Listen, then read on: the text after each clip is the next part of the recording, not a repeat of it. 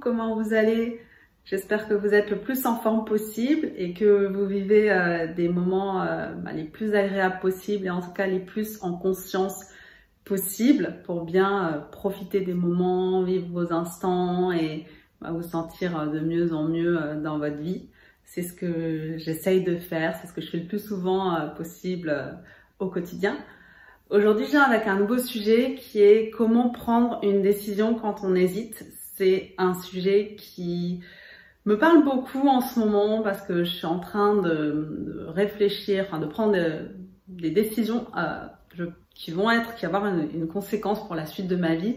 Mais en fait, c'est valable aussi pour des petites décisions, même qui ne nous paraissent pas aussi importantes. Donc, voilà comment je fais quand j'ai des décisions importantes ou quand, en tout cas, j'hésite et que je veux prendre la meilleure décision possible en sachant que, en fait, c'est encore une idée de notre mental parce qu'il n'y a pas de bonnes ou de mauvaises décisions. Il y a, si on veut, que des bonnes décisions et après, il y a différentes façons de les vivre qui sont plus ou moins agréables. En tout cas, pour prendre une décision, d'après moi, il y a trois étapes importantes à voir.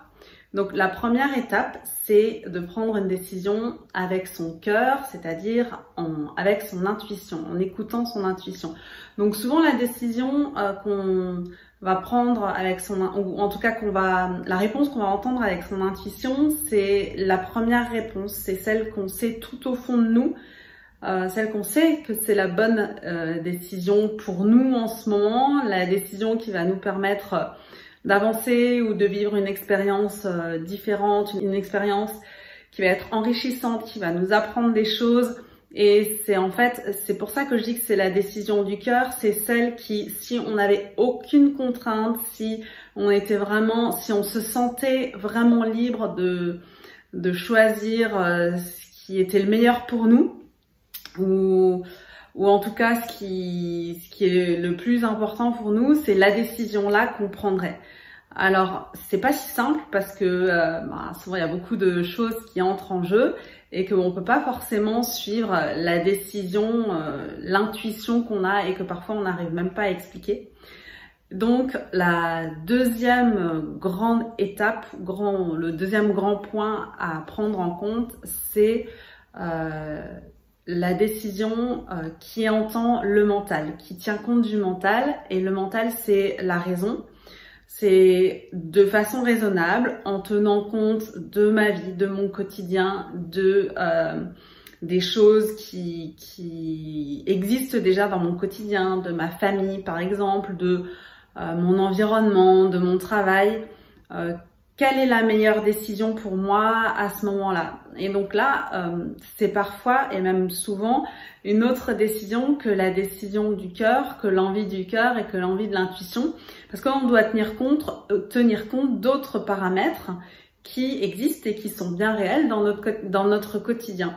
Donc, c'est déjà se rendre compte qu'il y a une dissociation, une différence entre ces deux décisions-là, ou ces deux envies-là en tout cas. Et puis la troisième étape, le troisième point en tout cas à voir, c'est tenir compte de son ego. L'ego, il va vouloir prendre encore une autre décision. L'ego, c'est lui qui est dicté par la peur. Donc la peur, en fait, c'est toutes les émotions qui sont pas de l'amour, qui sont pas de la paix et qui sont pas de la joie ou de la sérénité. Donc c'est pas forcément des grosses peurs. Ça peut l'être, par exemple peur de s'éloigner de quelqu'un qu'on aime au sens physique, prendre de la distance pour un déménagement par exemple, mais ça peut être aussi au sens prendre de la distance imaginaire, avoir peur d'être moins apprécié ou avoir peur que les liens se distendent. Ça peut être aussi de la frustration, ça peut être de la colère, ça peut être de l'inquiétude, ça peut être de la tristesse. Quand on veut prendre une décision et que on se dit ouais, je vais être triste si je prends cette décision-là, c'est aussi l'ego en fait qui parle et qui veut se faire entendre en disant ouais, c'est pas si simple, c'est pas si facile, et même si dans un monde idéal et même si quotidien raisonné, on sait que c'est la bonne entre guillemets décision et que c'est la décision qui serait peut-être la plus appropriée, ben parfois on a des peurs qu'on se formule même pas et qui nous empêchent de prendre une décision parce que elles sont là et qu'elles sont profondes et qu'elles sont vraiment importantes. Donc il y a vraiment ces trois aspects-là à prendre en compte pour prendre une décision quand on hésite et pour faire le meilleur choix possible en fait, le meilleur choix possible dans le sens où c'est le choix qui va être le plus agréable à vivre d'un côté et en même temps qui va nous permettre de mettre des choses en place, d'avancer et de se construire une vie qu'on a envie de se construire sans être en train de la subir. Alors ça c'est la base. Après, il y a encore d'autres choses à prendre en compte, c'est que on en a déjà parlé.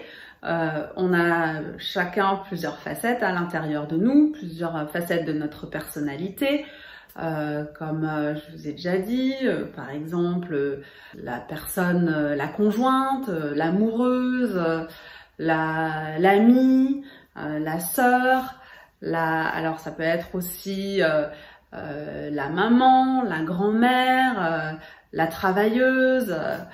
Ça peut être on a plein de facettes différentes, l'aventurière, la séductrice, la femme d'affaires, donc toutes ces facettes-là, qui existent à l'intérieur de nous, elles ont encore ces trois choix-là, le cœur, l'intuition, le mental, la raison et l'ego.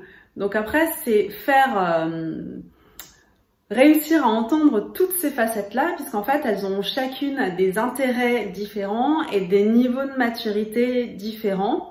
Et donc, c'est faire entendre les voix de tout ce petit monde-là. J'ai pas cité l'enfant, qui est super important parce que souvent, nos besoins d'enfants, il y a des peurs qui remontent, il y a des envies qui remontent, et c'est important d'en tenir compte.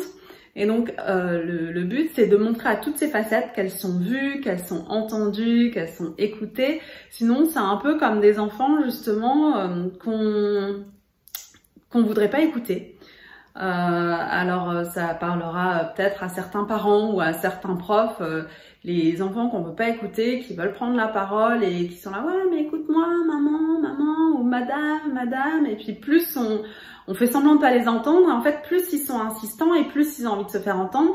Et en fait, les mettre de côté, ça permet pas de prendre la bonne décision parce que ça entraîne une souffrance, ça entraîne, c'est comme un peu quelque chose qu'on met de côté, comme un déni de cette facette en réalité. Et en fait, quand on n'écoute pas une facette, quand on n'écoute pas une partie de nous-mêmes, elle se sent incomprise, elle se sent rejetée.